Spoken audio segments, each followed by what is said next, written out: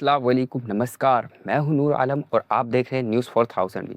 इस वीडियो में हम बात करेंगे दो बड़े मुद्दे की। पहली, अमेरिकी और ईरान के बीच बढ़ते तनाव की, जो अब एक नए मोड़ और ख़तरनाक मोड़ में प्रवेश कर चुका है।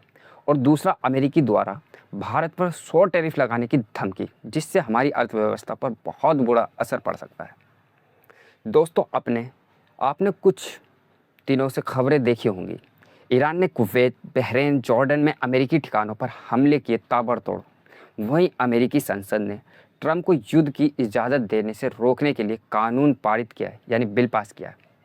और बीच में भारत भी फंसता दिख रहा है। हमारा भारत रूस से तेल खरीदने के कारण अमेरिका 100 टैरिफ लगाने की तैयारी कर रहा है।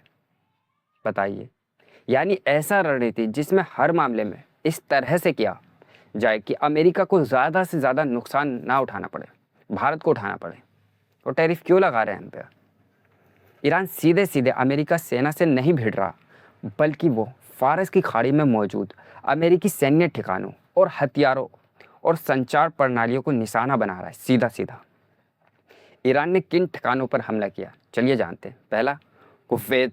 वहाँ अमेरिकी पैट्रियट एयर डिफेंस सिस्टम है, सैटेलाइट कम्युनिकेशन सेंटर और हिमारस रॉकेट लॉन्चर को भी नष्ट किया गया।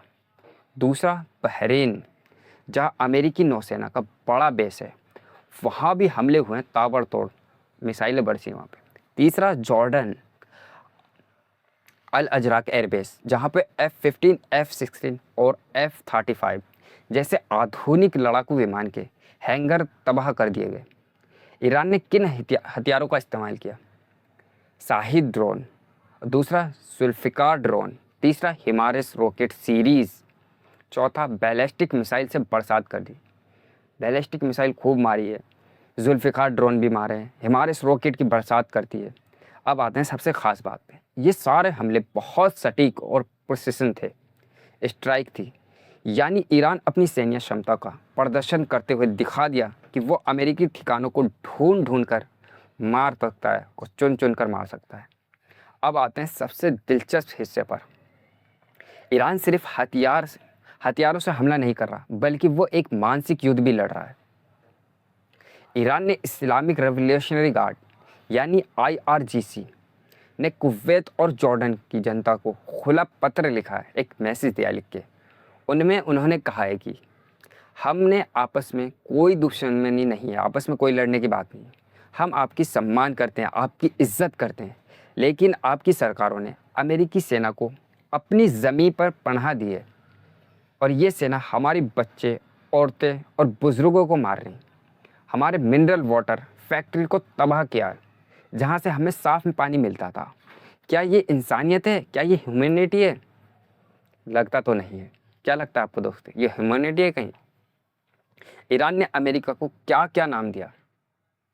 पहला, ग्रेट शैतान यानी ग्रेट डेविल, महान शैतान। दूसरा, चाइल्ड किलर्स यानी बच्चों का हत्यारा।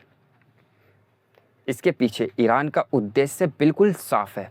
वो अरब देशों की आम जनता को अपने पक्ष में करना चाहता है, यानी अपनी तरफ खींचना चाहता है, ताकि ये देश अमेरिका को अपनी ज़मीन से निकालने का दबाव बनाए, सरकार पर बनाए। जॉर्डन को पैगंबरों का धरती बताया। ये एक भवानत कार्ड है। ईरान कह रहा है कि हम आपकी पवित्र ज़मीन की सम्मान करते हैं, लेकिन अमेरिका तो यहाँ बर्बादी फैला रहा है।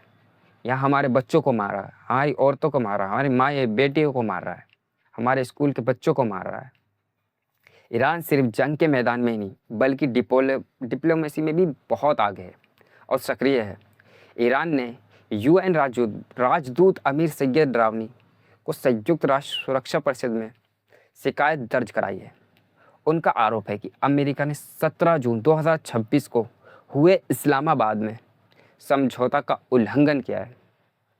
इस समझौते में क्या था? इसमें था युद्ध विराम यानी सीज़ फायर, युद्ध रुक जाएगी, कोई एक दूसरे पर हमला नहीं करेगा। और पहला तो था हिजबुल्लाह का, लेकिन वहाँ से इजराइल हट ही नहीं रहा पीछा, और वो इजराइल सुन नहीं रहा अमेरिका की। अमेरिका नौसैनिक नाकेबंदी हटाए। ईरान का कहना है कि अमेरिका ने समझौते पर साइन करने के तुरंत बाद उसे कमज़ोर करने की प्रयास कर दिए शुरू।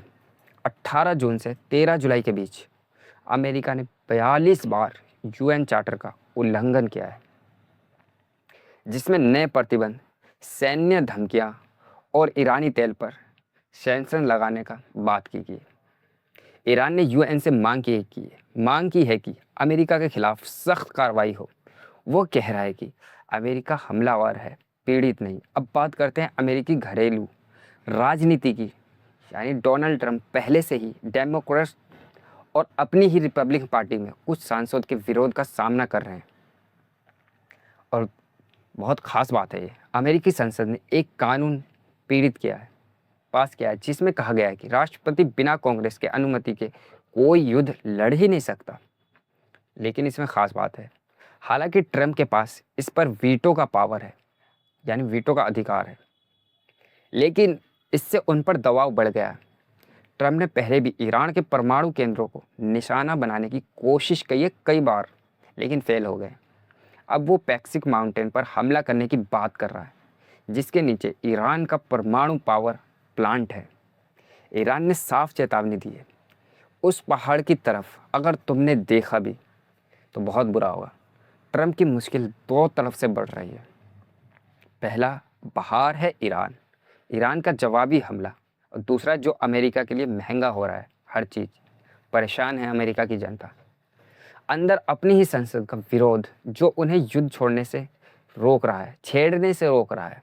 बताइए, इजराइल चाहता है कि युद्ध करे, अमेरिका के लोग चाहते नहीं हो युद्ध। हम क्यों लड़ रहे हैं, किसके लिए लड़ रहे हैं? अब बात करते हैं सबसे अहम मुद्दे पर, जो सीधे हमारे देश से जुड़ा हुआ है। अमेरिकी सीनेट ने रूस से तेल लेने और गैस खरीदने वाले देशों पर 100% टैरिफ लगाने की बात कही है, और ये बिल पेश किया गया है। इस बिल में भारत, चीन, स्लोवाकिया और हंगरी और अजरबैजान के भी नाम हैं। हैरान करने वाली बात यह है कि बिल रिपब्लिकन्स और डेमोक्रेट दोनों पार्टियों का समर्थन है इसमें, यानी अमेरिका राजनीति में इस पर सहमति है दोनों। अब समझिए क्यों बनी ये स्थिति। पहले भारत ईरान और रूस से तेल खरीदता था। ट्रंप के दबाव में हमने ईरान से तेल खरीदना लगभग बंद कर दिया। रूस यूक्रेन युद्ध के दौरान ट्रंप ने भारत को रूस से तेल खरीदने की इजाज़त दी थी, लेकिन अब अचानक क्या हुआ? अब वो अचानक कह रहा है कि अगर आपने रूस से तेल खरीदा तो 100% टैरिफ लगाएंगे। ये कहाँ की बात है? महंगाई इतनी हो रही है, अमेरिका के महंगे है तेल, वो चाह रहे हैं अमेरिका हमसे ले। रूस का तेल सस्ता है और अब उसी के लिए सज़ा दे रहा है। विपक्ष का सवाल, क्या कोई ब्लैकमेल है ये? क्या कोई प्रधानमंत्री मोदी किसी दबाव में है? गौतम अडानी जो हैं, उनका मामला अमेरिका के अदालत में फंसा हुआ है। क्या इसी के बदले में मोदी सरकार चुप बैठी है? बिल्कुल। भारत सरकार की खामोशी। जब अमेरिकी संसद की बैठक में भारत का नाम स्पष्ट रूप से लिया जा रहा था, तब भी हमारी सरकार से एक शब्द नहीं निकला मुंह से। कांग्रेस नेता सुप्रिया शर्नेता ने सवाल उठाया, पीयूष गोयल जी, आप अमेरिका में व्यापार समझौते के बीच बात करते फिरते हैं, अब आप चुप क्यों हैं? ईरान अमेरिकी तनाव। ईरान ने अपनी इम्पैक्ट स्ट्रेटजी से अमेरिकी ठिकानों को नुकसान पहुंचाना शुरू कर दिया है। वो जनता के बीच अपना संदेश फैला रहा है और यूएन में भी शिकायत दर्ज करा रहा है। ईरान बहुत बढ़िया खेल रहा है एक तरह से देखा जाए तो, और अमेरिका वहाँ फेल होता हुआ नज़र आ रहा है, इजराइल भी फेल होता हुआ नज़र आ रहा है। अमेरिका की घरेलू राजनीति, ट्रंप पर संसद का दबाव है, लेकिन वो ईरान पर हमले की धमकी दे रहा है। आने वाले दिनों में ये भी बहुत खास हो सकता है और ख़तरनाक हो सकता है दोस्तों, लड़ाई भी हो सकती है। भारत पर टैरिफ का खतरा हो सकता है, 100 टैरिफ पर धमकी हमारी अर्थव्यवस्था के लिए बहुत गंभीर संकट ला सकती है। एक वार्निंग है एक तरह से, सरकार की चुप्पी चिंता का विषय है। हमारा सवाल, क्या हमने अपने विदेश नीति को खुद तय करनी चाहिए या किसी और के इशारे पर चलना चाहिए? मैं आपको अपडेट देता रहूँगा। चलिए मिलते हैं आपसे नेक्स्ट वीडियो।